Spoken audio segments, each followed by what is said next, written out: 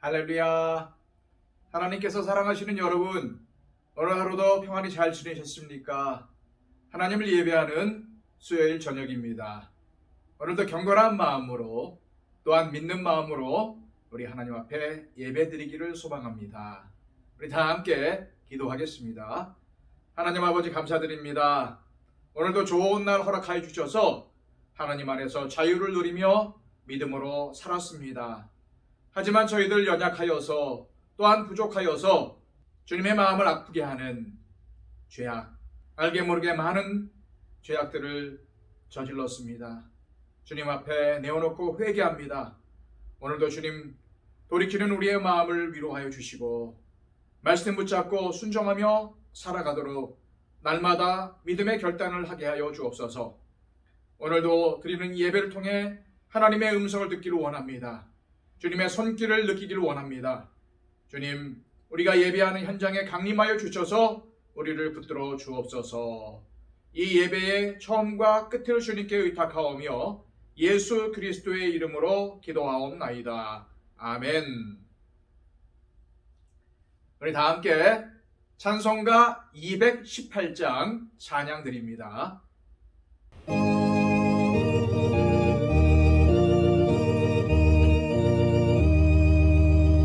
내 맘과 정성을 다하여서 주 너의 하나님을 사랑하라. 내 몸을 아끼고 사랑하듯 형제와 이웃을 사랑하라. 주께서 우리에게 명하시니 그 명령 따라서 살아가리. 널 미워 해치는 원수라도 언제나 너그럽게 사랑하라. 널 핍박하는 자 위에서도 진실한 마음으로 복을 빌라. 주께서 우리에게 명하시니 그 명령 따라서 살아가리. 나 항상 주님을 멀리하고 형제를 사랑하지 못하였다. 이러한 죄인을 사랑하사 주께서 몸버려 죽으셨다.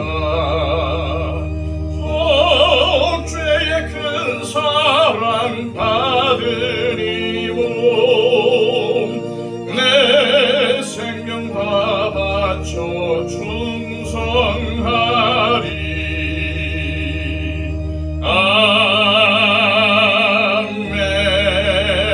아멘. 우리 찬송가 하나 더 하겠습니다. 찬송가 516장입니다.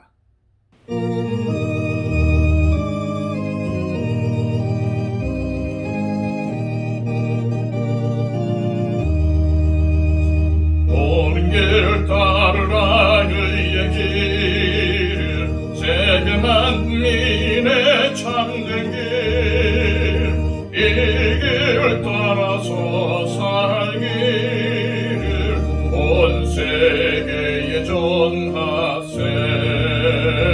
만 백성이 나갈 길 어둠 만지를 고동든다. 환한 빛 보아라 저 빛 주 예수의 나라 이 땅에 곧 오겠네 오겠네. 주 예수 따르라 승리의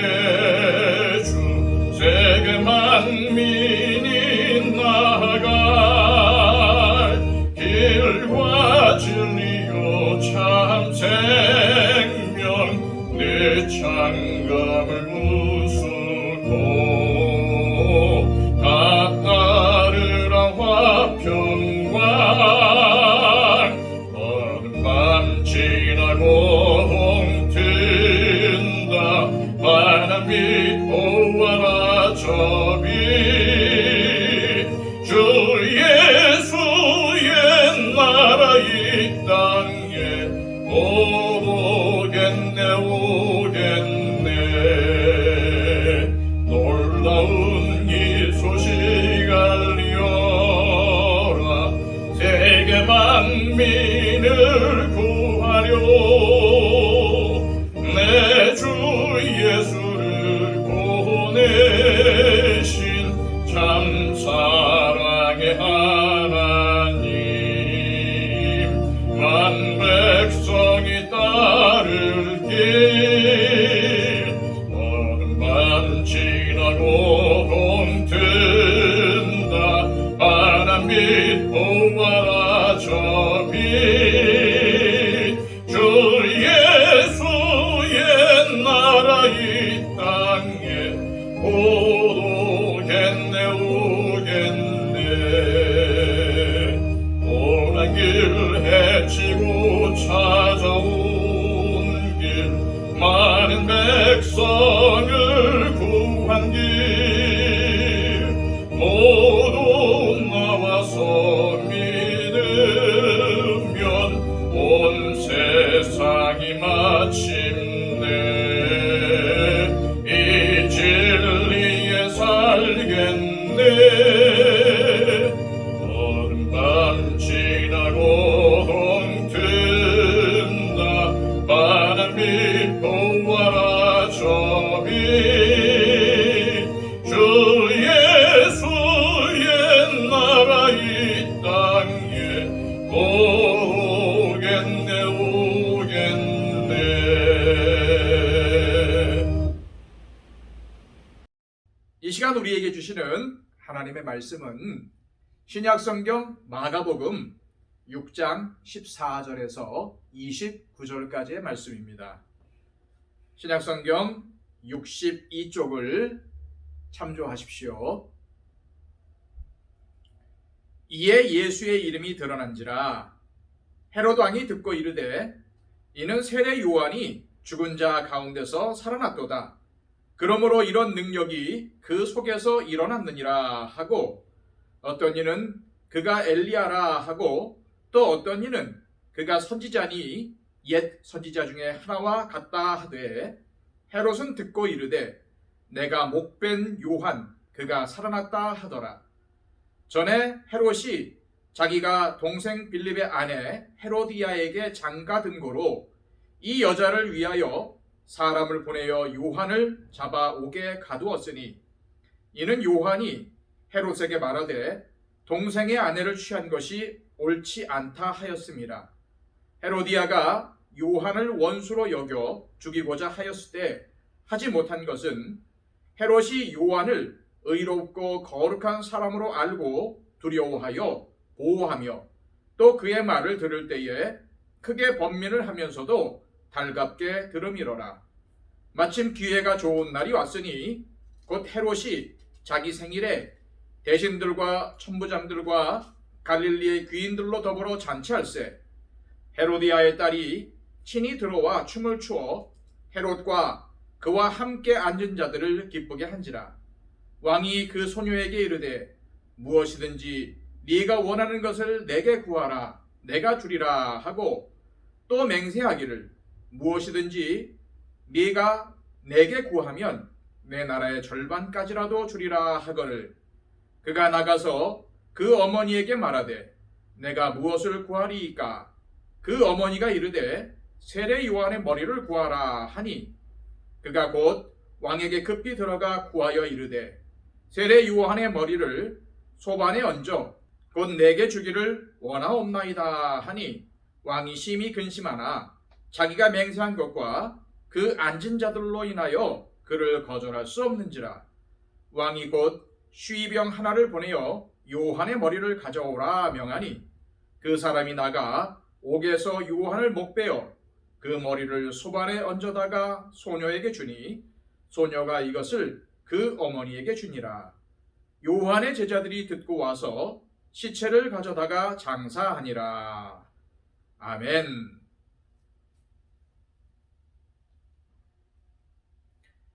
요즘 뉴스를 보면은 도대체 사람들에게 양심이라는 것이 존재하는지 의심스러운 사건들이 많이 벌어지고 있습니다.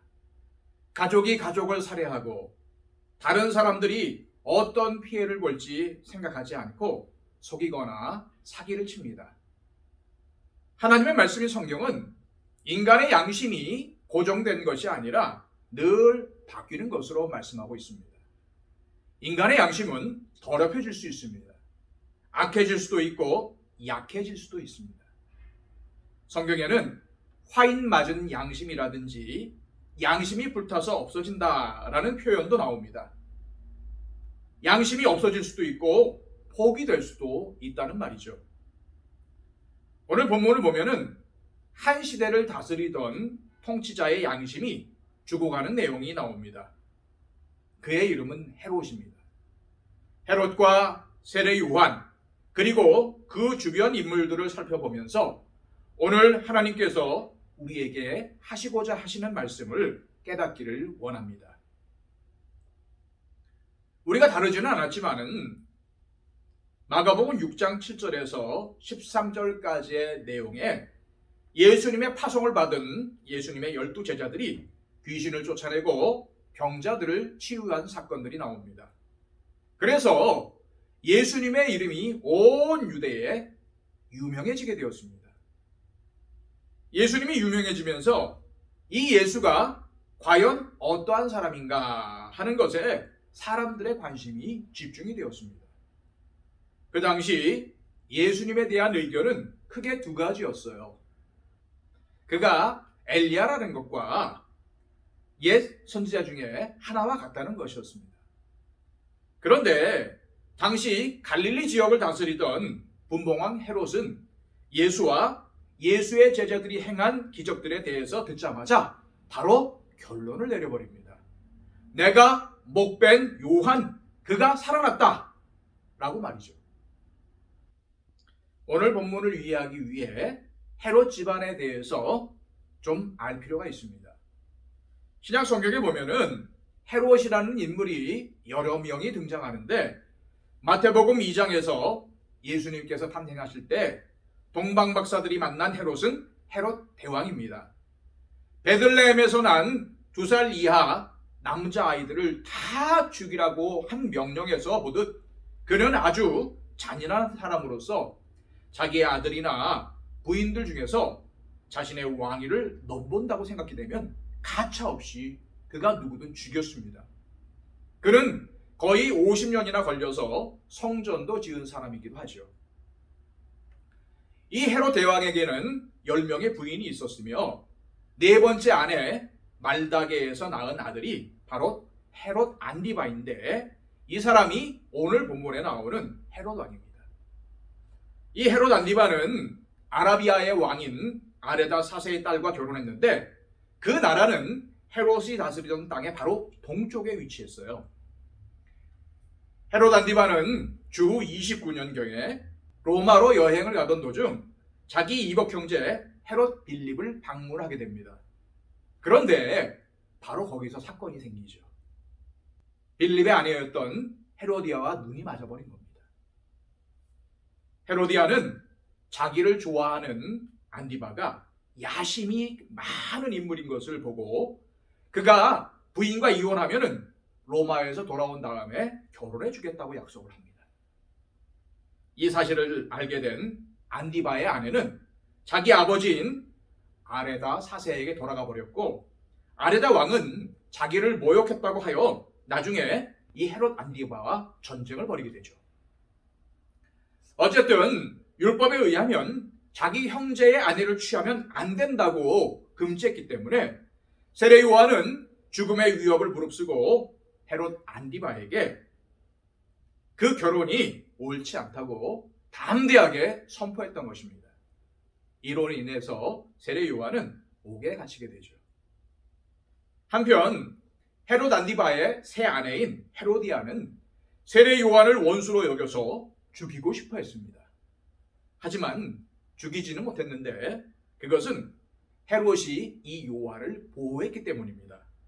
20절 말씀입니다. 헤롯이 요한을 의롭고 거룩한 사람으로 알고 두려워하여 보호하며 또 그의 말을 들을 때에 크게 번민을 하면서도 달갑게 들음이러라. 아무리 악한 헤롯이라도 세례 요한이 의롭고 거룩한 사람인 줄은 알았습니다. 그래서 그를 두려워했어요. 세례 요한이 헤롯에게 어떤 말을 했겠습니까? 죄에서 돌이키고 회개하라고 했을 것입니다. 헤롯은 세례 요한이 그렇게 말할 때에 크게 괴로워하면서도 달게 들었습니다. 이 말은 헤롯도 헤로디아와의 결혼이 잘못된 것이라는 것을 알고 있었다는 뜻입니다. 그것이 양심에 찔렸다는 말이죠. 그러나 그것이 잘못인 줄 알면서도 죄를 돌이키지는 못했습니다. 괴로워하면서도 세례 요한의 말을 달게 들었지만 진리를 따르기로 결단하지는 못했습니다. 헤롯처럼 이중적인 삶을 살게 되면 반드시 결정을 내려야만 하는 순간이 옵니다. 반드시 옵니다. 그런데 그럴 때에 선한 쪽이 아니라 악한 쪽으로 결정을 하게 되는 것이 인간의 본성입니다. 그러므로 우리는 반드시 이러한 사실을 기억해야 합니다. 진리를 따르는 것을 주저하며 결정을 미루다 보면, 알면서도 주저하며 미루다 보면 언젠가는 하겠다, 그러나 지금은 아니다 라고 하다 보면 진리에 대해서 알면서도 잘못된 삶을 완전히 청산하지도 않고 적당히 타협하며 살게 되면 언젠가 이쪽이든 저쪽이든 반드시 결정해야만 하는 순간이 옵니다. 그러나 결국 악한 방향으로 결정을 내리게 되는 것이 인간이라는 사실입니다. 그러므로 우리는 알면서도 주저하거나 머뭇거리지 말고 진리의 편에, 주님의 편에 서기로 결단해야 합니다. 하나님이 이스라엘 백성들에게 진노하셨던 이유는 결코 그들이 하나님을 섬기지 않아서가 아닙니다. 그들은 분명히 하나님께 제사를 드렸어요.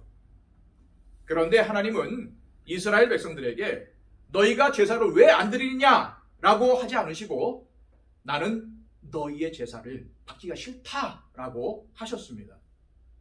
왜냐하면 동시에 바알과 다른 신들도 섬겼기 때문이죠.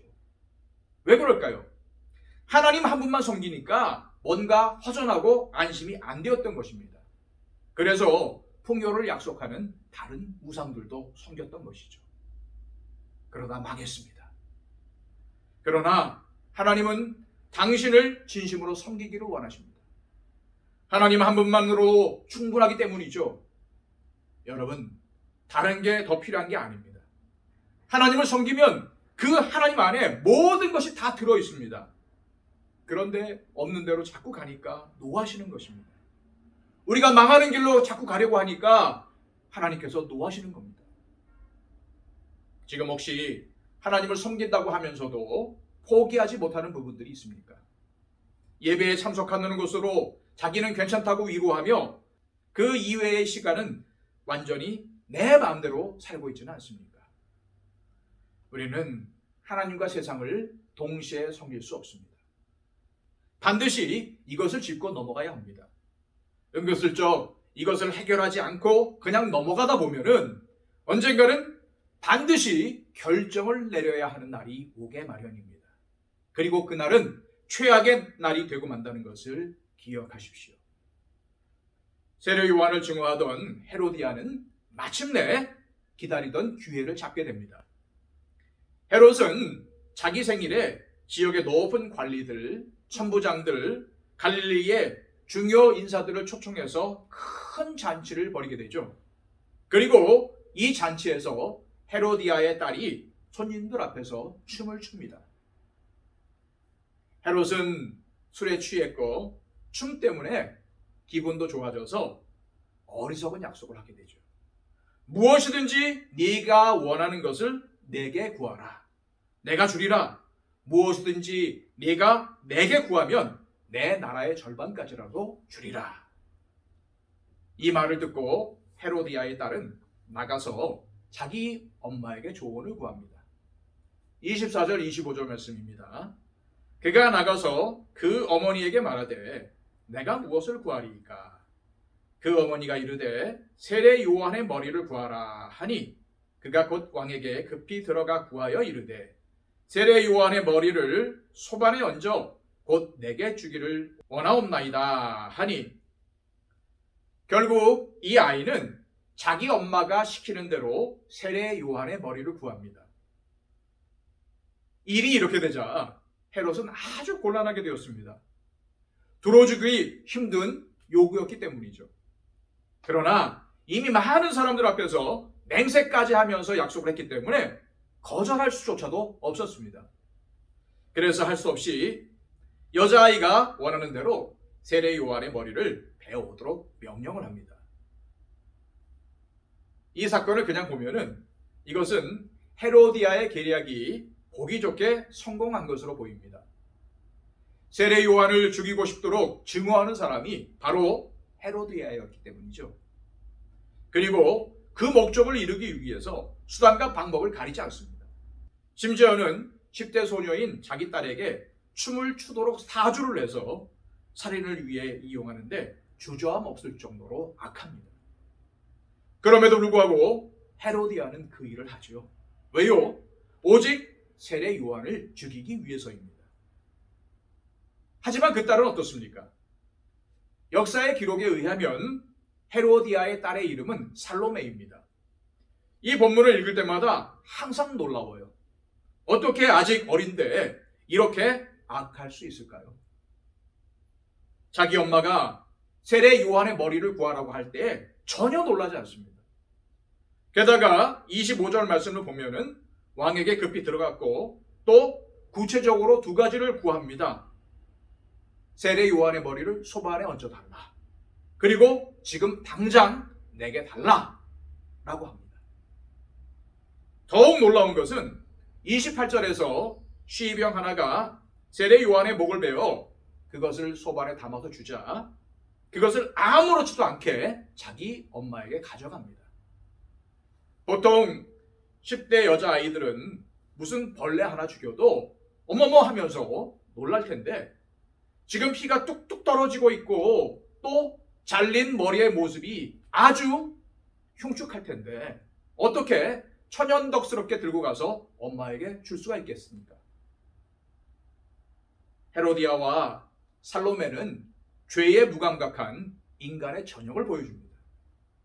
너무 죄악에 물들어 있기 때문에 아예 감각이 없습니다. 이런 인간일수록 더 자극적인 것, 더 짜릿한 것을 찾죠. 그런데 이 헤로디아와 살로메도 악하지만 사실 헤롯은 그들보다 더 악하고 교활한 사람입니다.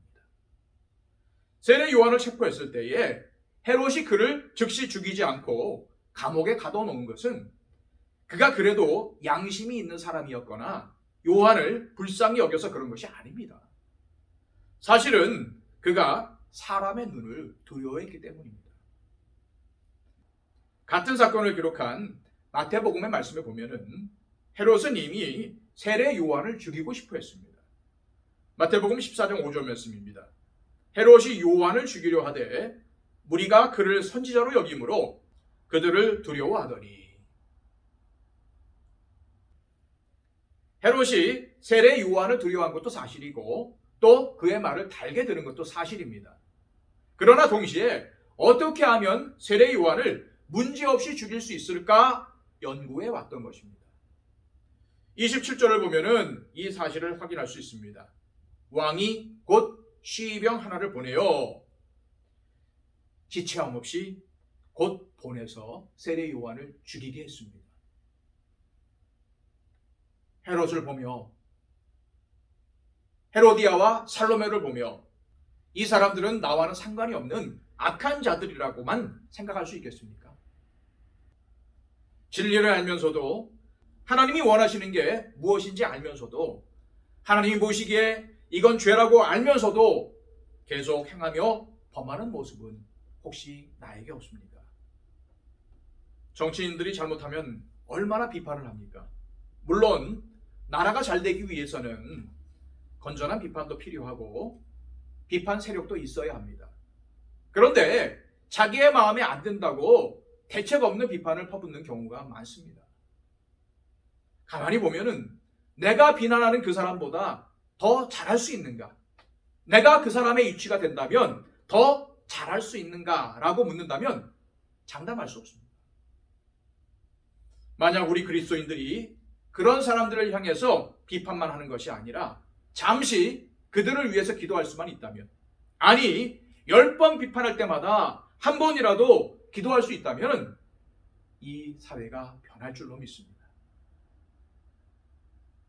베드로는 자기의 목숨을 잃더라도 주님을 따르겠다고 큰 소리를 뻥뻥 쳤습니다. 그런데 여자아이 하나가 와서 당신도 저 예수와 함께 있었죠? 라고 하니까 무서워서 아니라고 하다가 무너졌습니다. 베드로가 실패한 원인이 무엇입니까? 주님의 말씀보다 자신을 더 믿었기 때문입니다. 그때에 닭이 울었고 예수님이 자기에게 하신 말씀이 기억나서 울었습니다. 이때 베드로는 단순히 운 것이 아니라 통회하며 회개의 눈물을 흘린 것입니다. 어떻게 그럴 수 있었을까요? 자기에게 하신 말씀이 기억되어. 베드로는 주님의 말씀을 기억하고 회개했습니다. 그렇습니다. 주님의 말씀을 기억할 때에 마음을 돌이킬 수 있습니다. 헤롯은 세례 요한의 말씀의 선포를 괴로워하며 달게 들었지만 회개하지는 않았습니다. 그냥 귀만 즐겁게 한 것입니다. 말씀을 받아들이지는 않았습니다. 아무리 설교를 많이 들어도 귀로만 듣고 실천이 없으면 아무 소용이 없습니다.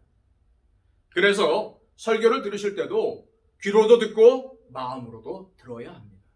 그리고 나가서 몸을 사용하여 행해야 합니다. 헤로디아 역시 세례 요한이 선포한 진리의 외침을 들었는데 이것을 듣고는 살인의 마음으로 이를 갈았습니다. 그러나 베드로는 주님의 말씀을 기억하며 회개했습니다. 이것이 그가 돌이킬 수 있는 비결이었습니다. 저와 여러분 역시도 실패할 수 있습니다. 큰 소리 치다가 넘어질 수도 있습니다. 세상의 유혹에 넘어갈 수도 있고 순간적으로 주님보다 세상이 더 좋아서 세상을 따라갈 수도 있습니다. 그러나 그때에 우리가 해야 할 일은 바로 주님의 말씀을 기억하는 것입니다. 자신의 경험보다 말씀에 우선순위를 두게 되면 돌아올 수 있습니다. 말씀을 기억하고 통회하는 자를 우리 주님은 결코 물리치지 않으십니다. 품어주시고 용서해 주십니다. 사실 오늘 본문의 중심 인물은 헤롯도 아니고 헤로디아도 아니고 그의 딸도 아닙니다. 그럼 누구입니까? 세례 요한이죠. 그런데 세례 요한은 헤롯에 의해서 비참하게 목이 잘려 죽임을 당합니다. 그의 죽음은 너무나도 안타까운 죽음이었죠. 하나님은 어떻게 하나님의 사역을 감당하던 세례 요한과 같은 사람을 이렇게 죽게 내버려 두실 수가 있을까? 그런 하나님이 공평하신 하나님인가? 이런 의문을 품을 수가 있습니다.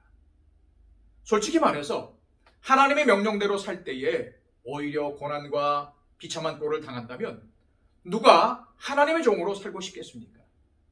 이러한 험한 일을 당하면 누가 그렇게 살기를 원하겠습니까?